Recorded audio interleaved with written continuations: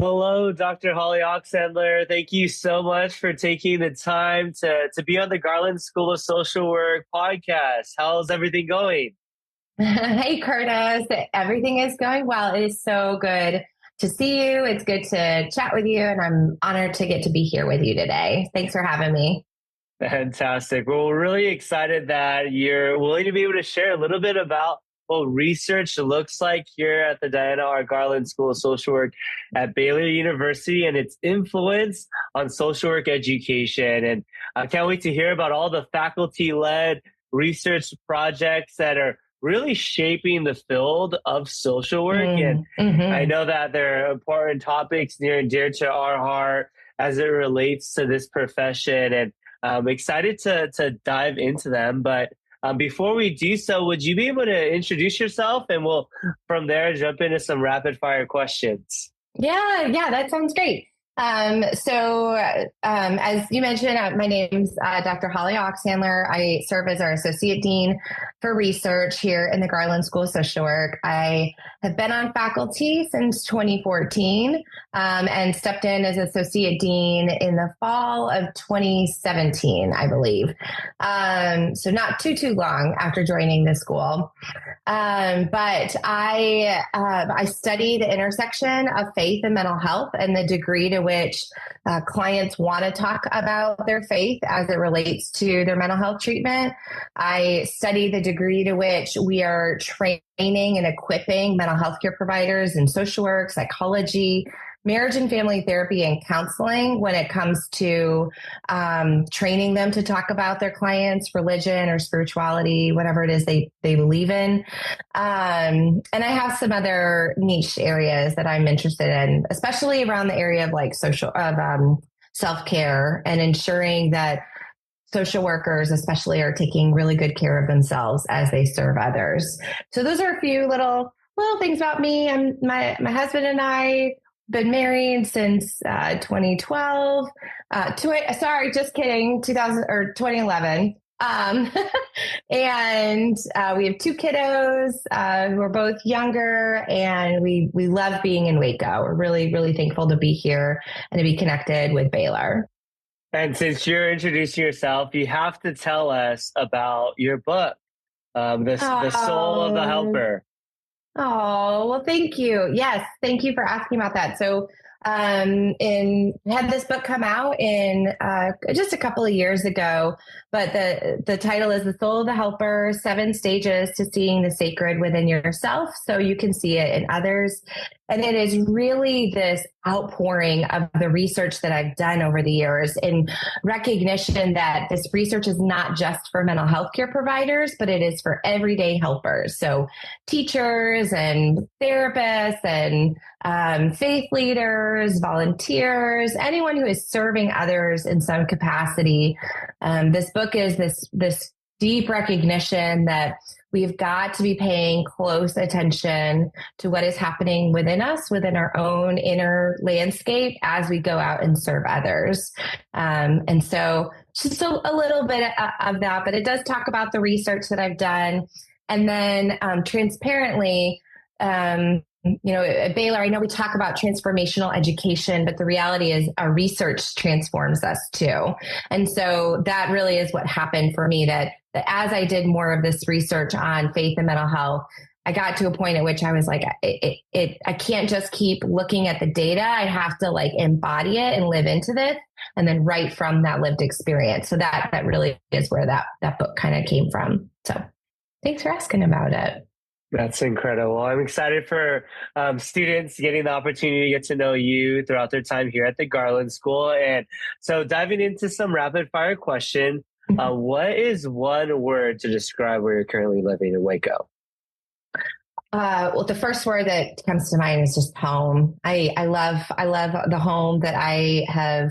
My husband and I have cultivated with our kids. It is very calming, relaxing. It is a safe space. Those who read the book will recognize that has not always been a part of my journey. But I'm very, very thankful for the hominess that we have here. And we live out in the Woodway area, but home is the word that I lean on. Amazing. I love that. And then here in Waco, what is your go-to order at your favorite coffee shop? So my favorite coffee shop is Starbucks, and that is because I worked at Starbucks for 5 years during my undergrad years. And I actually don't drink coffee. And I haven't for about 6 or 7 months now. But so the honey citrus mint tea that Starbucks has, that is my go-to. It is my favorite drink. Awesome. And then you and I share a similar love for our work bags, our nomadic bags, shameless plug. Yes. What is the most practical item that you have in your work bag? Yeah, I would say besides my computer, which is kind of feels like that's the catch-all, it's my paper planner. I absolutely live by my paper planner. So I use Passion planners, and I love everything that the company stands for and what they advocate for. And I have to have it. It's how I survive with all of the different hats that I juggle. So yeah. Love a good planner. Love a good planner. Yeah. So without any further ado, diving into some questions, we've been asking everyone on the podcast this question. How have you seen the Garland School of Social Work prepare social workers for worldwide service and leadership? Yeah, this is an amazing question. And I love that you're asking everyone, because I can't wait to listen to what all my colleagues have to say with this question. I would say in particular that I have watched in awe of the ways that my colleagues are wholeheartedly serving, caring for, equipping, empowering our students for the work that our students are called, equipped, and wired to do. So whether that is continuing to work in Waco or across Texas or across the country or around the world, like I have been in awe of the ways that I am watching my colleagues equip our students how to be critically appraising research that's available, how to be evaluating their practice, how to have the skills that they need to work with individuals and families and communities in all of the diverse settings that they are serving their clients or communities. And I think the thing that is most important about what I've noticed within the Garland School is that there is this holistic attention to the social worker and making sure that they are, again, caring for themselves well as they go out and serve others, so that they can practice with a sense of humility and with integrity and with competence, and so many of the things that we value within the social work profession, but also within the Garland School of Social Work. Amazing. And with that being said, how does research at GSSW shape the field of social work and influence professional practices in our field? Yeah, I'm so proud of the research that we're doing here in the school. So the research that's happening within the Garland School of Social Work is cutting edge. It is innovative. It is tackling complex and big and difficult issues and struggles with creative approaches in which we engage in working with other disciplines through interdisciplinary research. We are trying to pay attention to what is the most current best practices in when it comes to research, but also social work practice. And again, it is coming out of this place of this desire to serve. Like our faculty, the work that they do with their research, it is not ego-driven research. It is not look at the work that I'm doing and focus on me. It is from this posture of service and this desire to help and serve others. And research, I mean, I really do believe that research is it is another social work skill. You know, just like we teach our students about cognitive behavioral therapy or EMDR or different community engagement practices. Research is another skill set by which we can serve individuals and families and communities. And so we see research from our school that is helping kids within school systems. We've seen our research helping folks with who struggle with addiction. We've seen our research helping folks who are wanting to work in congregation settings and work with communities within congregations, with birth mothers. And I mean, there's such a wide variety of research topics, and it's remarkable to see it actually having an impact within the community and profession. So here in the Diana R. Garland School of Social Work at Baylor, with the designation of a Carnegie One Research One institution, as you mentioned, research is so important to us, and it pairs so deeply with our level of academic excellence. But as someone who works here, that we pride ourselves in our school to be incredibly high touch in working with students, and students being able to work with faculty and various faculty-led research projects. And so with that being said, what role do faculty-led projects play in addressing critical issues like mental health, child welfare, or trauma-informed care? Yeah. Well, first, I love that you elevated the role in which students have a role in faculty projects. Like, I love whenever our faculty are able to write in a student research assistant position, or when they get to mentor students with research projects. Like, that was how I fell in love with research and opened my door to learn more about research. And so any which way we can bring students on board, I love that, welcome that, celebrate that, and continue to encourage that. To your question around, and I would say that it's kind of across the board. We have some undergrad students engaged in research, but mostly at the master's and Ph.D. level is where we see that student involvement. So with regard to what role do faculty-led research projects play in addressing these critical issues? I mean, again, we are seeing, I'm thinking about Carrie Arroyo's work with the BEAR Project, and how we have students, MSW students right now, who are being trained to work within school systems to best help and equip and work alongside students and teachers in terms of it being trauma-informed care, and making sure that teachers are equipped to be sensitive to the trauma that many students are carrying as they're going through their days within the school systems. I think about Dr. Becky Scott's research with integrated behavioral health, and how do we ensure that that primary care providers have access to a social worker who can assess for and treat and walk alongside patients who may be coming in with physical ailments, but really it's an emotional or trauma related struggle that's underneath what's going on. And then with child welfare, especially, I think of Dr. Lisa Madden and her work with the child welfare system, and in particular with birth mothers and adoption caseworkers.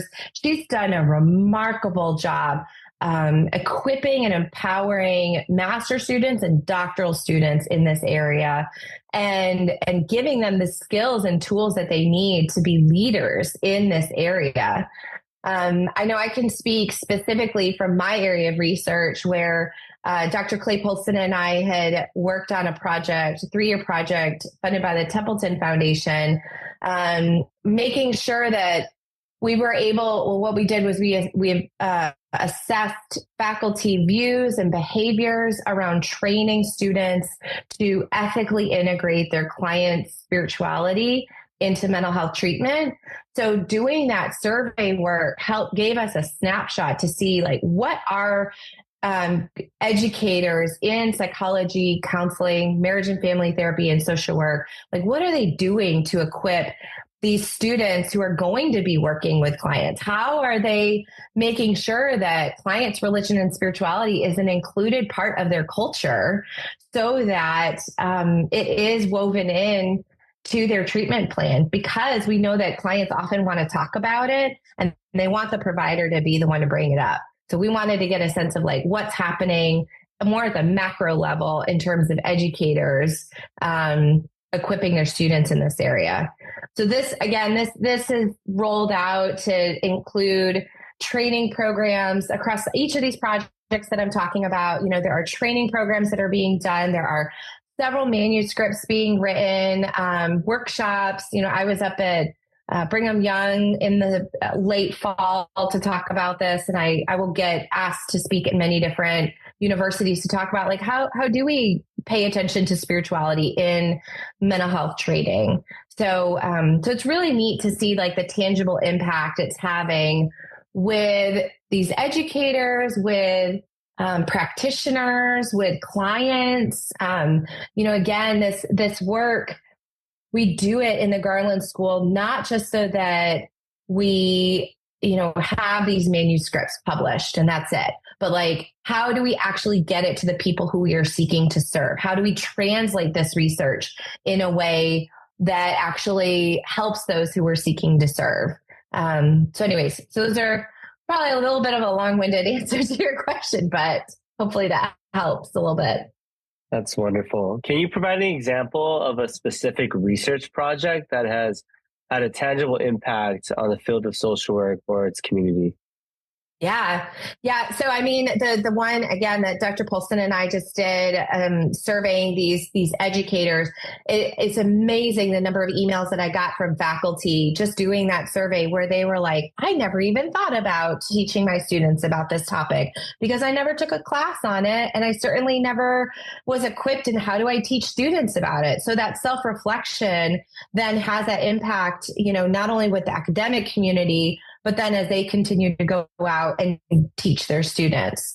I also, going back to Carrie Arroyo's project with the Bear Project, and seeing the ways that the funding from the Department of Education is not only equipping and supporting our MSW students through these internship opportunities, but also it's ensuring these students, like our master students, are then working so closely alongside students within Waco ISD and surrounding school districts to for them to get some of the care that they may not otherwise receive.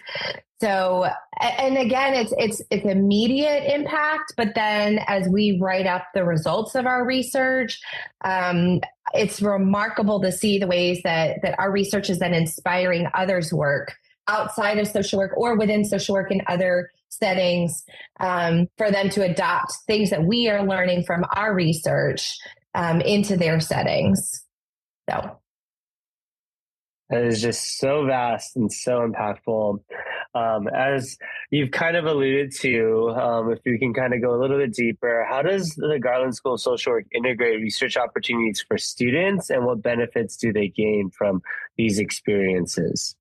Yeah, I love that question. Again, it is by having remarkable mentors who opened the door and empowered me to be a part of research that invited me to see the possibilities. And so again, I and so many of our faculty here at the Garland School create those open doors and opportunities for our students, whether that's through research assistant opportunities, whether that's through mentoring opportunities where our students are matched to be mentored by a faculty member.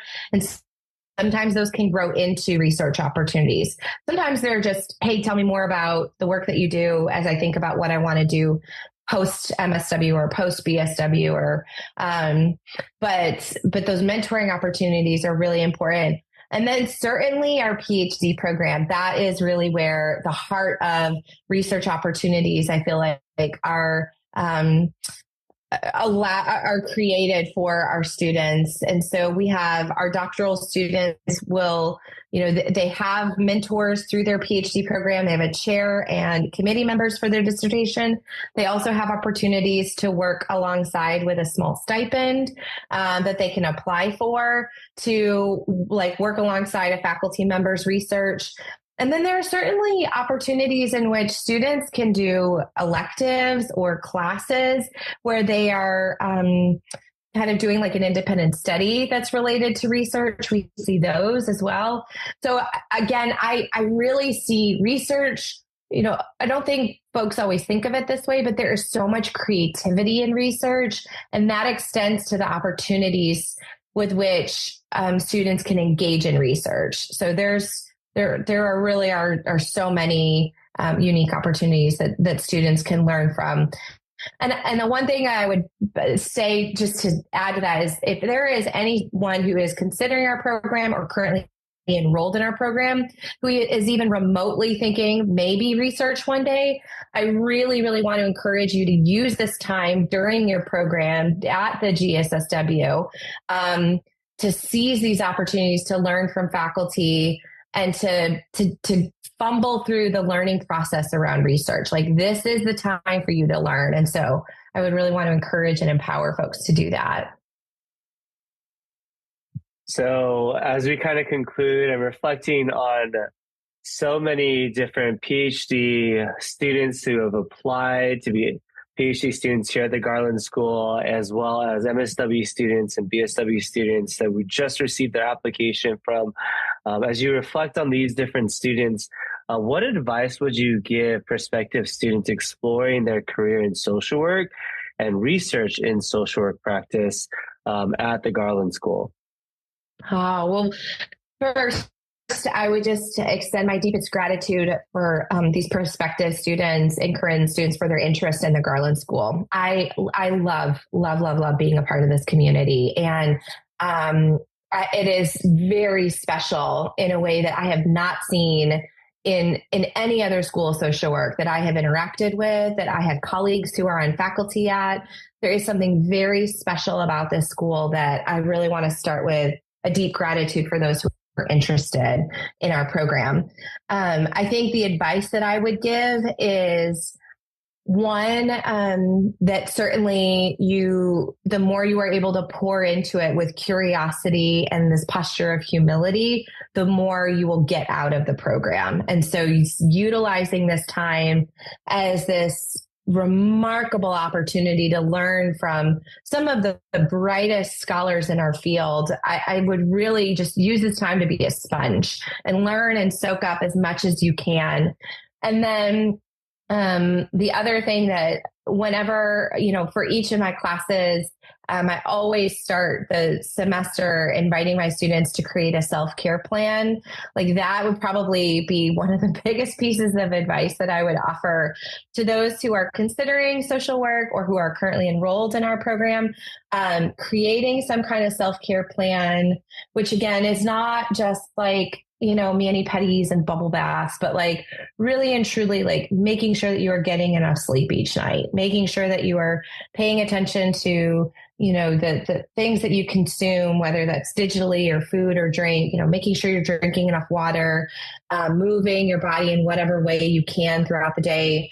I give a long list of thoughts, recommendations, but like really practicing self-care, because you are worth taking care of yourself in all of the ways that we are training you to care for others.